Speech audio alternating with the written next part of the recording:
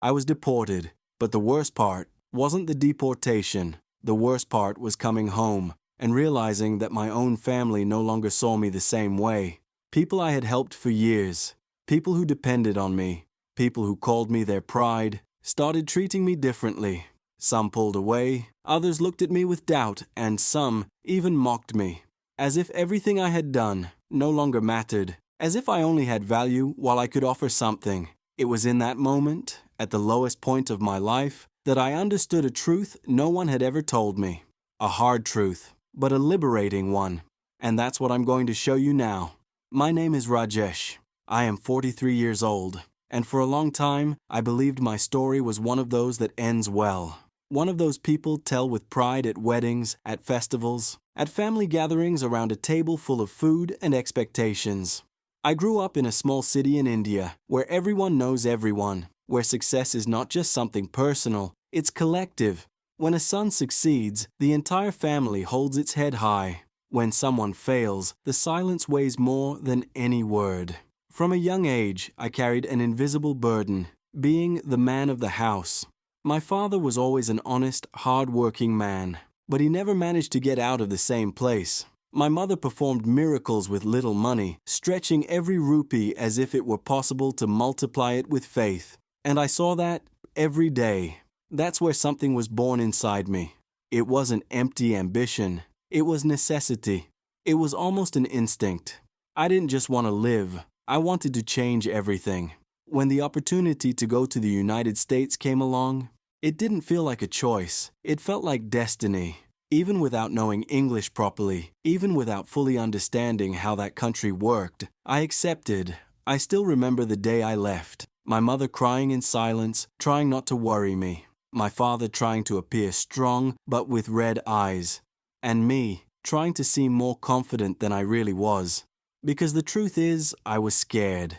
Very scared. But nobody talks about that. In our culture, a man doesn't talk about fear. He just goes. And I went.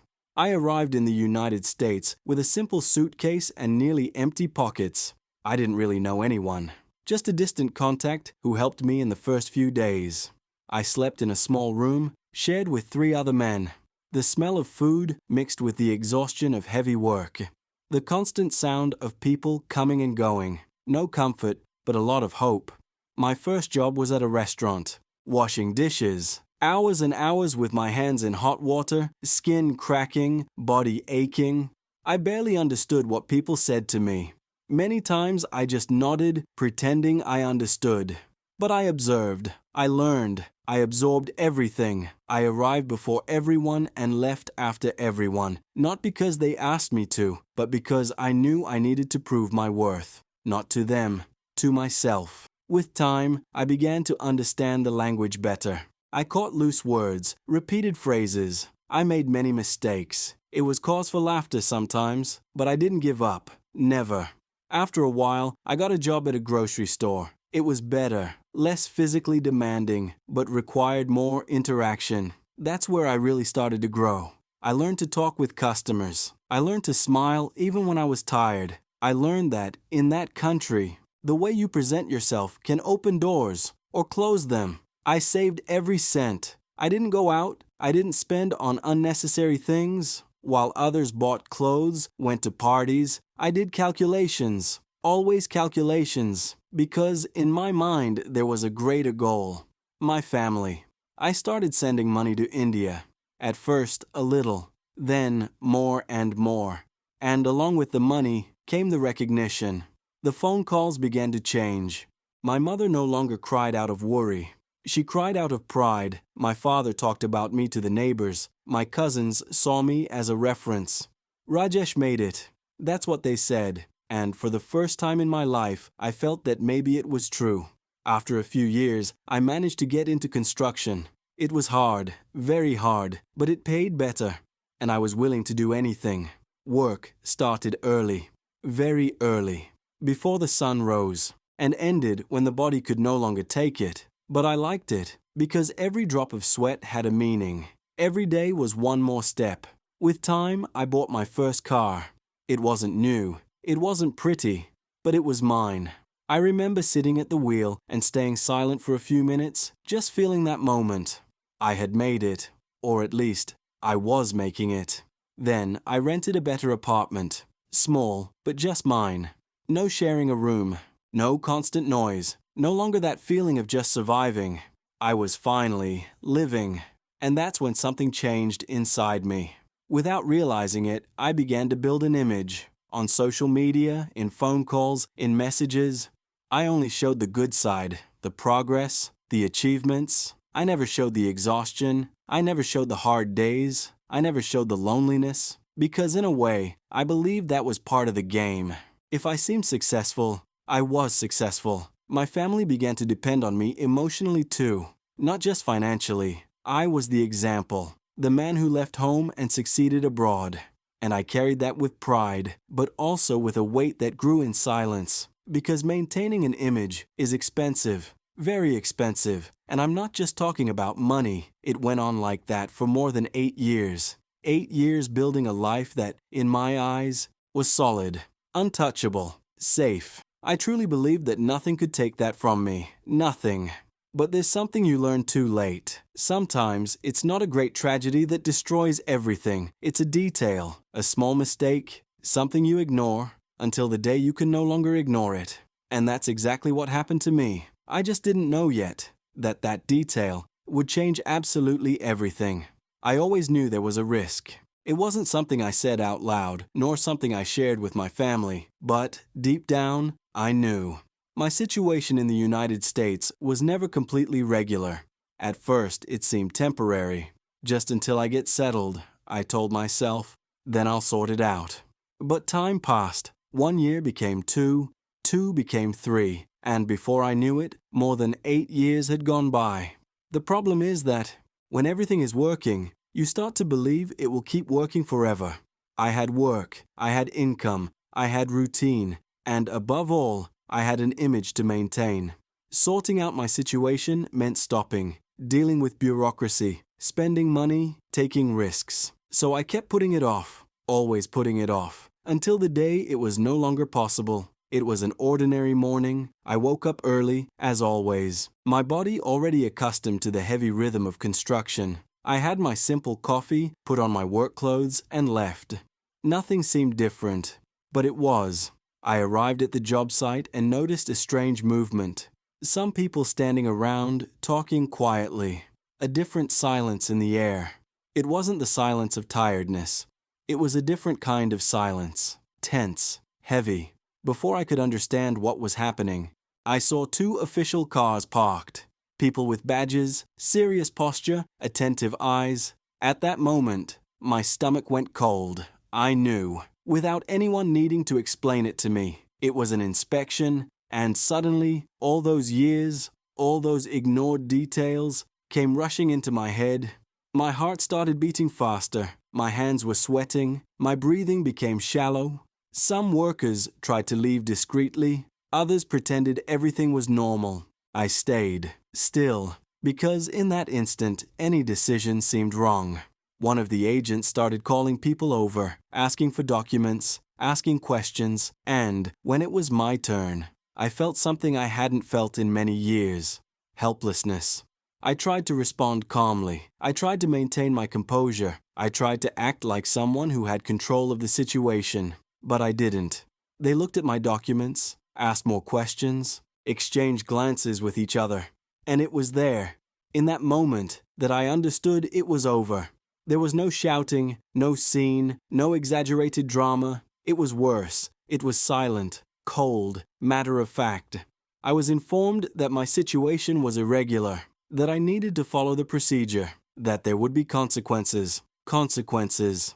That word kept echoing in my head. Because until that day, the consequences had always seemed distant, almost imaginary. But in that moment, they were right there, real. I didn't go home that day as usual. I didn't sit in my car. I didn't follow my routine. I was taken into a process that I never thought I would actually face. The following days were a blur. Documents, interviews, waiting, silences, a lot of silence. I didn't tell my family immediately. How could I? For years, I had been the example, the man who succeeded abroad, the one who sent money, the one who solved problems. How was I going to tell them that, from one day to the next, all of that was over? I tried to fight, I sought help, I talked to people. But when you build something on a fragile foundation, there comes a moment when you can no longer sustain it, and that moment had come for me. I lost my job, I lost my income, I lost my routine, but above all, I lost control. And that was what hurt the most.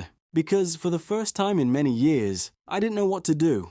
The final decision came like a stamp, cold, direct, irrevocable. I would be deported. That word carries weight. It's not just about going back. It's about how you go back. It's about everything it carries. Failure, shame, silence.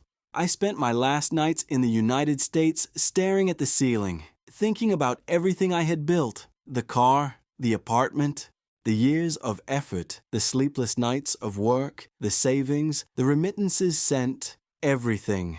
Everything seemed distant, as if it were no longer mine, as if it had never been. And perhaps, in a way, it never really was. On the day I boarded the flight back, I was no longer the same man who had arrived 8 years before. Back then, I was scared, but I had hope. Now, I had experience, but I carried something much heavier, disappointment, not just from others, but from myself. I looked around and saw other people in the same situation, each one with their own story, each one with their interrupted dreams. And I realized something nobody talks about. When you leave, you take your dreams with you. But when you are forced to return, you bring your wounds. The flight was long, silent. I didn't sleep. I stayed looking out the window, watching the clouds go by, trying to understand at what moment everything had gone out of control. But the truth is, it wasn't one moment. It was several small moments, small decisions, small postponements, small "I'll deal with it laters." And now, I was paying for all of them. When the plane landed in India, I felt a weight on my chest. It wasn't just the return, it was the meaning of it. I wasn't coming back as a hero. I wasn't coming back as an example. I was coming back with nothing. And for the first time in many years, I didn't know who I was without that life I had built abroad. But the worst, I still hadn't faced. Because coming back was only the beginning. The real impact was waiting for me outside. When I walked out of the airport, the heat of India hit my face like a memory I should never have forgotten. It was the same air, the same smell, the same noise, but I was no longer the same. For a moment, I stood still, holding my simple suitcase, looking around as if I were trying to recognize a place that, at the same time, was mine and was no longer. My family knew I was coming back, but they didn't know everything. I said that things weren't going well, that I needed to spend some time in India. I used vague words. I avoided details, because inside me, there was still a desperate attempt to protect the image I had built over the years. My youngest cousin came to pick me up. When he saw me, he flashed a big smile, but it wasn't the same smile as before. There was something different. Curiosity, maybe doubt.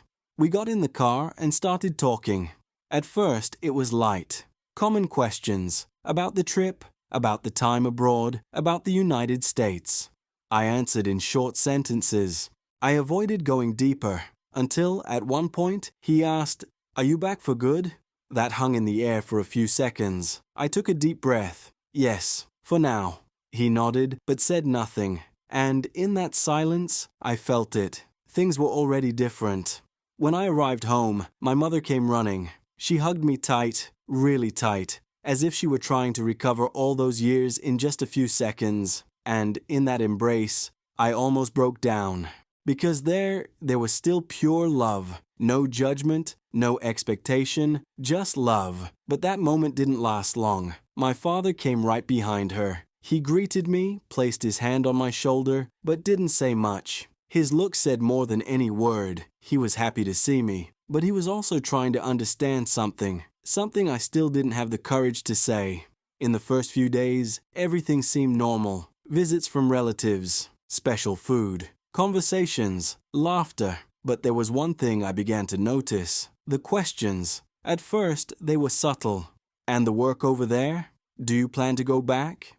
How are things? I answered vaguely, always deflecting, always avoiding. But people are not naive, especially when money is involved, especially when someone who always helped suddenly stops. And that was exactly what started to happen. I was no longer sending money.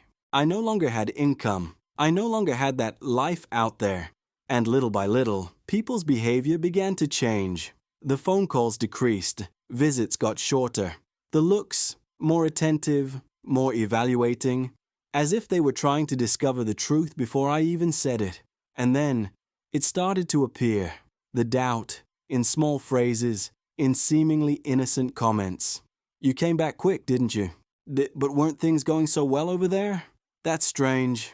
And I felt all of that. Every word, every look, every pause, but nothing prepared me for what happened a few days later. It was a family gathering, something common, uncles, cousins, laughter, food. I was sitting, trying to blend in, trying to seem normal, when one of my older cousins brought up the subject. He was always direct, no filter.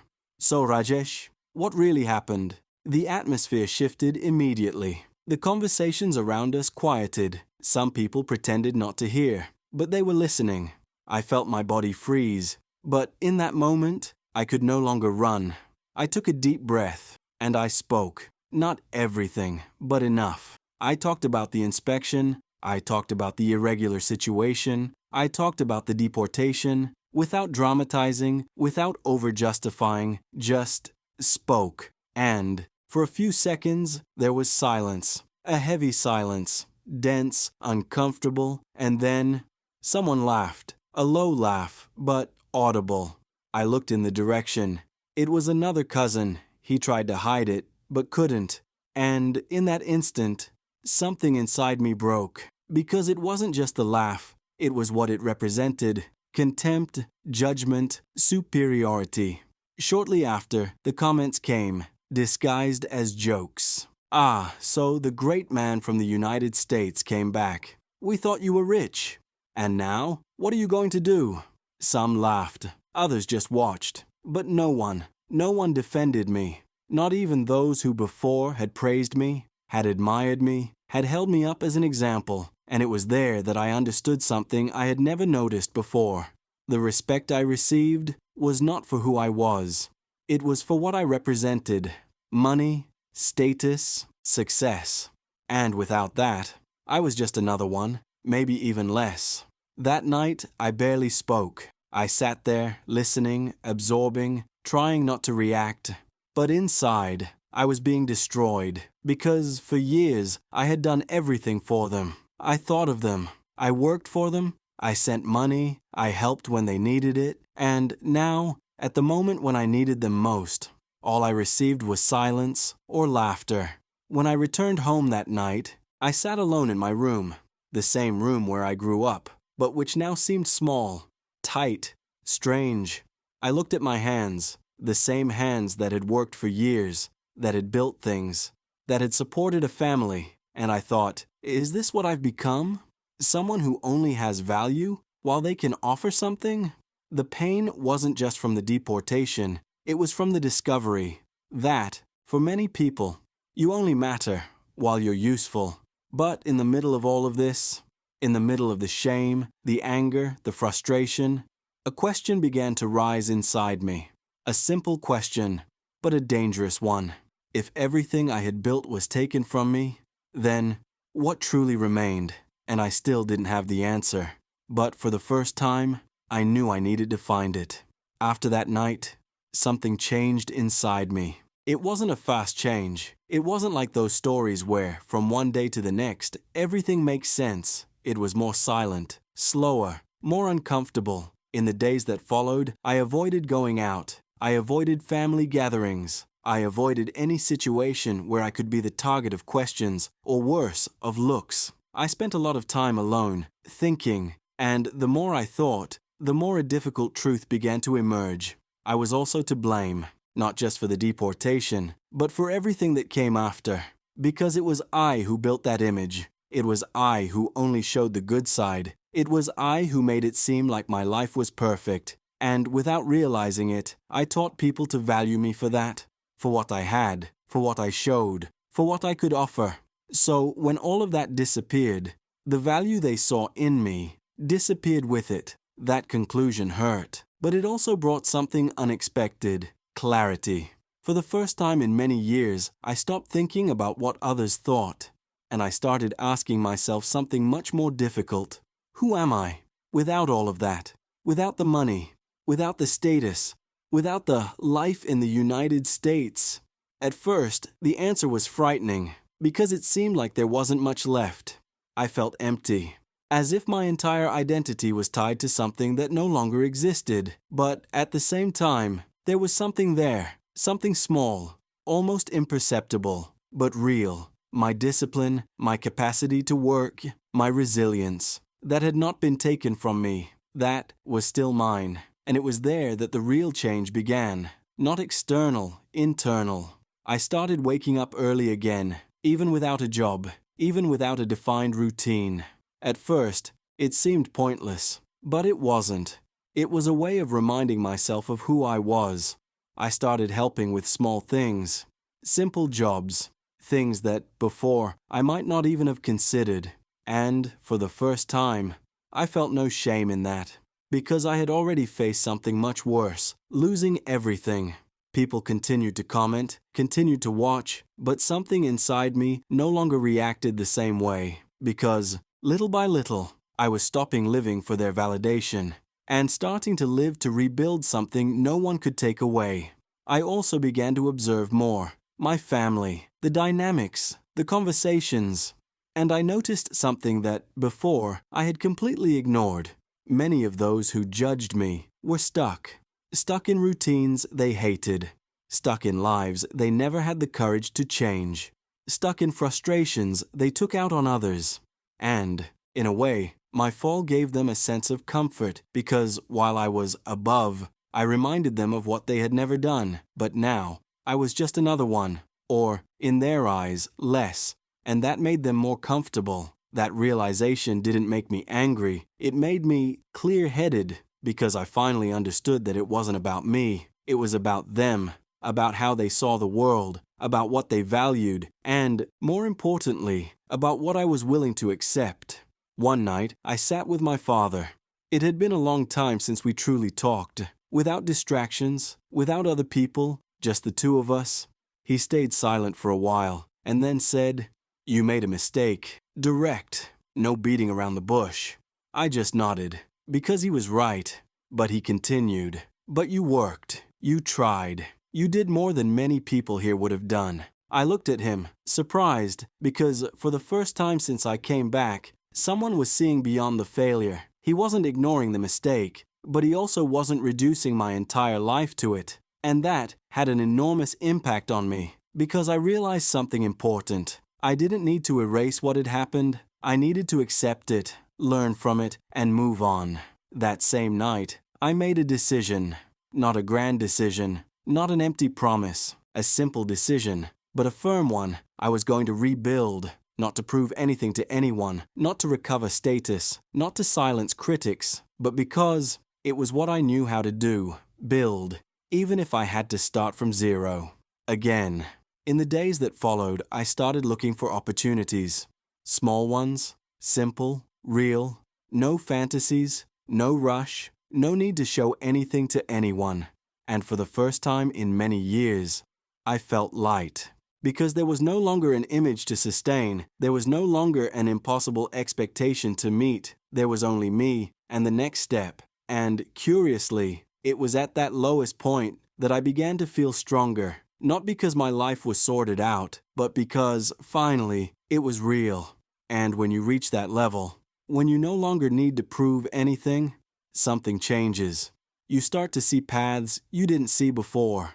And I was beginning to see mine. The decision to rebuild was simple, but the process was not. In the first few days, I felt something I had never felt before with such intensity: the absence of clear direction. In the United States, my life was hard, but it was defined. I knew where to be, what to do, how much I needed to earn, how much I could save. There, in India, I had freedom, and at the same time, I was lost. I started small, very small. An acquaintance of the family needed help in a small warehouse. Nothing sophisticated, organizing boxes, carrying merchandise, checking products. It was a simple job, and it paid little.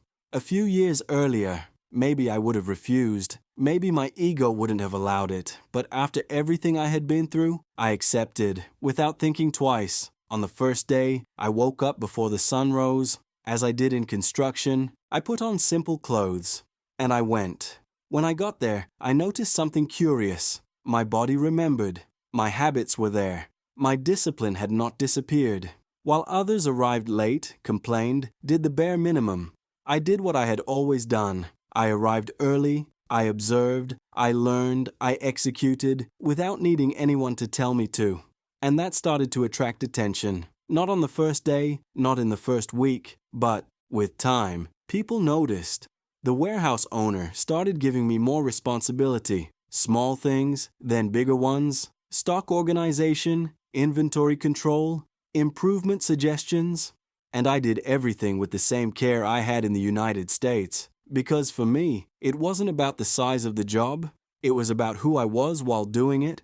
But what surprised me most was something internal. I felt no shame. None. On the contrary, I felt something I hadn't felt in a long time. Self-respect. Because for the first time in years, I wasn't trying to impress anyone. I was just being consistent. And that was liberating. With time, I started earning a little more. Nothing compared to what I used to earn, but it was honest. It was real. And it was mine. I also started controlling my expenses better again. I returned to the old habits of saving, planning, long-term vision, and, little by little, something started to happen. I was rebuilding myself, not in the way I had imagined years before, but in a much more solid way. Meanwhile, the people around me continued to watch. Some still judged, some still doubted, but others began to change.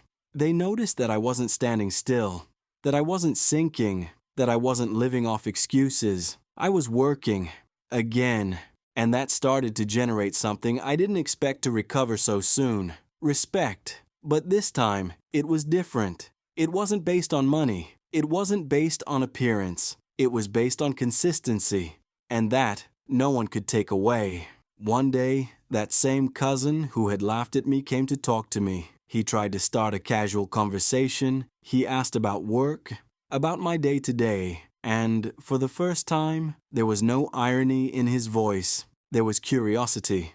Maybe even a little respect. I responded normally, without pride, without resentment, because at that point, I no longer needed to prove anything, and that completely changes the way you carry yourself. But the moment that marked that phase the most was something else.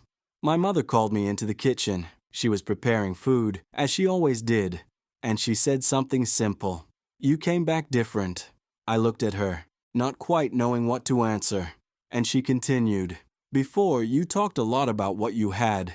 Now, you show who you are." That stayed in my mind because it was true.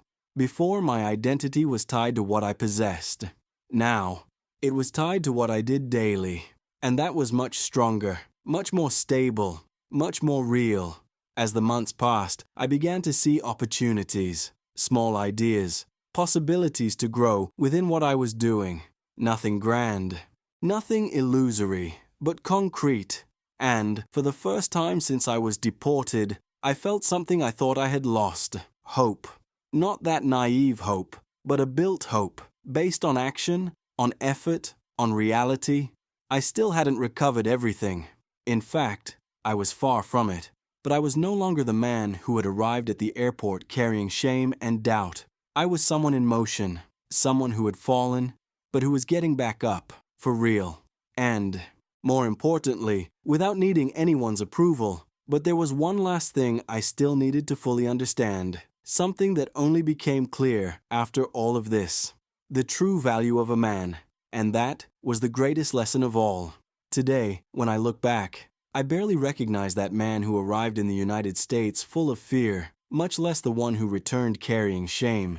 It feels like two different people. But the truth is, it was always me. Only, at each phase, I was trapped in a different idea of what value meant. For years, I believed that value was about building something outside, earning money, being recognized, being admired, being the one who made it. And for a long time, that worked. People respected me, they listened to me, they placed me in a high position. But this kind of value has a problem. It is fragile. It depends on external factors. It depends on things you don't always control. And I learned that in the hardest way possible. When I was deported, it wasn't just my life in the United States that ended. It was the identity I had built. It was the image I sustained. It was the role I played for others. All of that disappeared. And for a time, I disappeared too. Because I didn't know who I was without it. But it was exactly in that emptiness, in that silence, in that phase when no one expected anything from me, that I truly began to find myself. I realized that what I had built out there could be taken, but what I built inside myself could not. My discipline, my capacity to start over, my resilience, my way of facing pain, that no one managed to take. And it was with that I rebuilt everything. Not in the same way, not with the same speed, but with much more awareness. Today, my life is simpler, much simpler. I don't have the same money, I don't have the same status, I don't have impressive stories to tell at family gatherings, but I have something I never had before: peace. The peace of not needing to prove anything, the peace of not living sustaining an image, the peace of knowing that if everything disappears again, I can start over. And that is worth more than any external achievement. My family also changed, not completely. Some people remain trapped in the same ideas, the same kind of judgment, but others began to see differently. They started to understand that success is not just what appears, it's not just what can be shown, it's what remains, even when no one is watching. That cousin who laughed at me today treats me with respect, not because I started earning money again, but because I didn't give up.